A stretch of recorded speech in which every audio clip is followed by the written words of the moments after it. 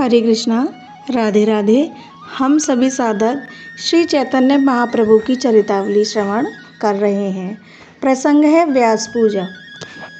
श्री भगवान अर्जुन के प्रति उपदेश करते हुए कहते हैं, अर्जुन, जो भक्त मुझे जिस भाव से भजता है, मैं भी उसका उसी भाव से भजन करता हूँ। किसी भी रास्ते क्यों ना हो, अंत में सब घूम फिर कर मेरे ही पास आ जाते हैं, क्योंकि सभी प्राणियों का एकमात्र प्राप्ति स्थान मैं ही हूँ। प्रेम का पथ कितना व्यापक है, उसमें संदेह, छल, वंचना, बनावट के लिए तो स्थान ही नहीं। प्रेम में पात्रापात्र का भेदभाव नहीं, उसमें जाति, वर्ण, कुल, गोत्र तथा सजीव निर्जीव का विचार नहीं किया जाता। इसलिए प्राय लोगों के मुख से सुना जाता है कि प्रेम अंधा होता है। ऐसा कहने वाले स्वयं भ्रम में हैं। प्रेम अंधा नहीं है, असल में प्रेम के अतिरिक्त अन्य सभी अंधे हैं। प्रेम ही एक ऐसा अमोघ बाण है कि जिसका लक्ष्य कभी व्यर्थ नहीं होता, उसका निशान सदा ही ठीक ही लक्ष्य पर बैठता है। अपना कहीं भी छिपा हो, प्रेम उसे वहीं से खोज निकालेगा। इसलिए तो कहा है, तिनका तिनके से मिला, तिनका तिनके पास।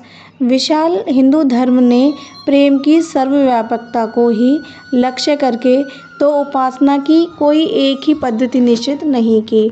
तुम्हें जिससे प्रेम हो, तुम्हारा अंतःकरण जिसे स्वीकार करता हो, उसी की भक्ति भाव से पूजा अर्चा करो और उसी का निरंतर ध्यान करते रहो। तुम अंत में प्रेम तक पहुंच जाओगे। अपना उपास्य कोई एक निश्चय कर लो, अपने हृदय में किसी भी एक प्रिय को बैठा लो, बस तुम्हारा बेड़ा पार है। पत्नी पति में ही भगवत भावना करके उसका ध्यान करें। शिष्य गुरु को ही साक्षात परब्रह्मा का साकार स्वरूप मानकर उसकी वंदना करे। इन सभी का फल अंत में एक ही होगा। सभी अपने अंतिम अभिष्ट तक पहुंच सकेंगे। सभी को अपनी अपनी भावना के अनुसार प्रभु पद प्राप्ति अथवा मुक्ति मिलेगी। सभी के दुखों का अंत्याभाव हो जाएगा। यह तो सचेतन साकार वस्तु के प्रति प्रेम करने की पद्धति है। हिंदू धर्म में तो यहाँ तक माना गया है कि पत्थर, मिट्टी, धातु अथवा किसी भी प्रकार की मूर्ति बनाकर उसी में ईश्वर बुद्धि से पूजन करोगे तो तुम्हें शुद्ध विशुद्ध प्रेम की ही प्राप्ति होगी। किंतु दंभ या बनावट न होनी चाहिए। अपने हृदय को टटोल लो कि इसके प्रति हमारा पूर्ण अनुराग है या नहीं। यदि किसी के भी प्रति तुम्हारा पूर्ण प्रेम हो चुका है तो बस तुम्हारा कल्याण ही है, तुम्हारा सर्वस्व तो वही है। नित्यानंद प्रभु 12-13 वर्ष के अल्प वयस में ही घर छोड़कर चले आए थे। लगभग 20 वर्षों तक ये तीर्थों में ही भ्रमण करते रहे। इनके साथी सन्यासी जी इन्हें छोड़कर कहाँ चले गए, इसका कुछ भी पता नहीं चलता, किंतु इतना अनुमान अवश्य लगाया जा सकता है कि उन महात्मा के लिए इनके हृदय में कोई विशेष स्थान न बन सका। उनमें इनका गुरु भाव नहीं हुआ। 20 वर्षों तक इधर उधर घूमते रहे, किंतु जिस प्रेमी के लिए इनका हृदय छटपटा रहा था, वह प्रेमी इन्हें कहीं नहीं मिला। महाप्रभु गौरांग का नाम सुनते ही इनके हृदय सागर में हिलोरें सी उठने लगीं। गौर के दर्शनों के लिए मन व्याकुल हो उठा, इसलिए ये नवद्वीप की ओर चल पड़े। आज नंदनाचार्य के घर गौर ने स्वयं आकर इन्हें दर्शन दिए। इनके दर्शन मात्र से ही इनकी चिरकाल की मनोकामना पूर्ण हो गई, जिसके लिए ये व्याकुल होकर देश विदेशों में मारे मारे फिर रहे थे। वह वस्तु आज स्वयं ही इन्हें प्राप्त हो गई। ये स्वयं सन्यासी थे। गौरांग अभी तक गृहस्थी में ही थे। गौरांग से ये अवस्था में भी 10-11 वर्ष बड़े थे, किंतु प्रेम में तो छोटे बड़े या उच्च नीच का विचार होता ही नहीं। इन्होंने संवतो भावेन गौरांग को आत्मसमर्पण कर दिया। गौरांग ने भी इन्हें अपना बड़ा भाई समझकर स्वीकार किया। नंदनाचार्य के घर से नित्यानंद जी को साथ लेकर गौरांग भक्तों सहित श्रीवास पंडित के घर पहुँचे। वहाँ पहुँचते ही संकीर्तन आरंभ हो गया। सभी भक्त नित्यानंद जी के आगमन के उल्लास में नूतन उत्साह के साथ भावावेश में आकर जोरों से कीर्तन करने लगे। भक्त प्रेम में विह्वल होकर कभी तो नाचते, कभी गाते और कभी जोरों से हरि बोल की तुमुल ध्वनि करते। आज के कीर्तन में बड़ा ही आनंद आने लगा, मानो सभी भक्त प्रेम में बेसुध होकर अपने आपे को बिल्कुल भूल गए हों। अब तक गौरांग शांत थे, अब उनसे भी ना रहा गया। वे भी भक्तों के साथ मिलकर शरीर की सुधि बुलाकर जोरों से हरिध्वनि करने लगे। महाप्रभु नित्यानंद जी के दोनों हाथों को पकड़कर आनंद से नृत्य कर रहे थे। नित्यानंद जी भी काठ की पुतली की भांति महाप्रभु के इशारे के साथ नाच रहे थे। आहा, उस समय की छवि का वर्णन कौन कर सकता है। भक्त वृंद मंत्रमुग्ध की भांति इन दोनों महापुरुषों का नृत्य देख रहे थे। पखावज न बजा सका। जो भक्त मजीरे बजा रहे थे उनके हाथों से स्वतः ही मजीरे गिर पड़े। सभी वाद्यों का बजना बंद हो गया। भक्त जड़ मूर्ति की भांति चुपचाप खड़े निमाई और निताई के नृत्य के माधुर्य का निरंतर भाव से पान कर रहे थे। नृत्य करते करते निमाई ने निताई का आलिंगन किया। आलिंगन पाते ही निताई बेहोश होकर पृथ्वी पर गिर पड़े। साथ ही निमाई भी चेतना शून्य से बन गए। क्षण भर के पश्चात महाप्रभु जोरों के साथ उठकर खड़े हो गए और जल्दी से भगवान के आसन पर जा बैठे।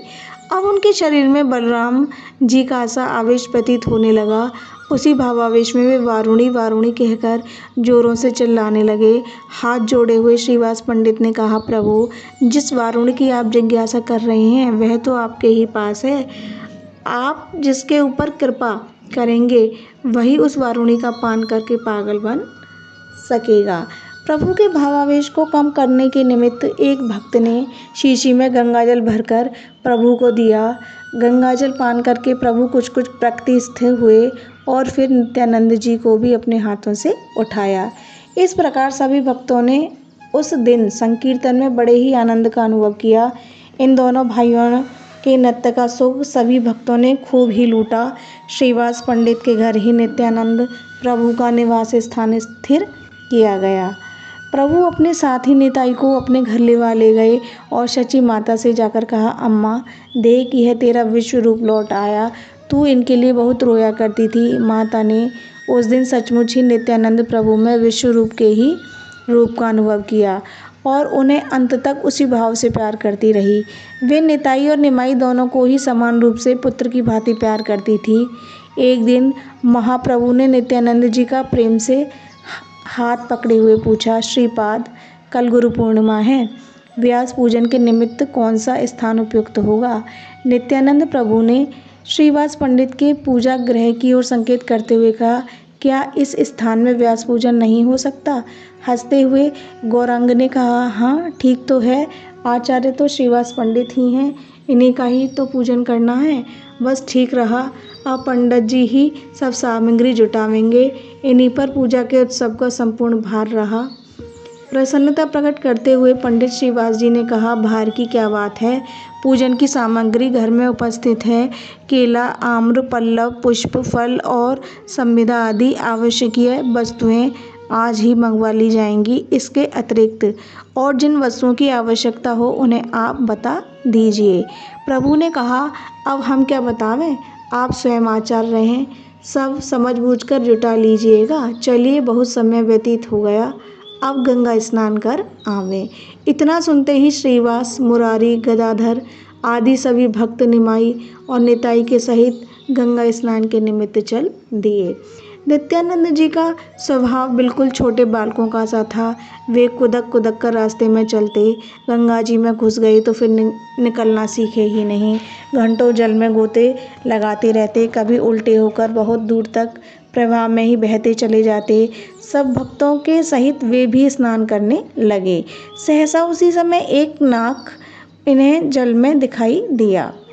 जल्दी से आप इसे ही पकड़ने के लिए दौड़े। यह देखकर श्रीवास पंडित हाय हाय करके चिल्लाने लगे, किंतु ये किसी की कब सुनने वाले थे, आगे बढ़े ही चले जाते थे। जब श्रीवास के कहने से स्वयं गौरांग ने इन्हें आवाज़ दी, तब कहीं जाकर ये लौटे। इनके सभी काम अजीब ही होते थे।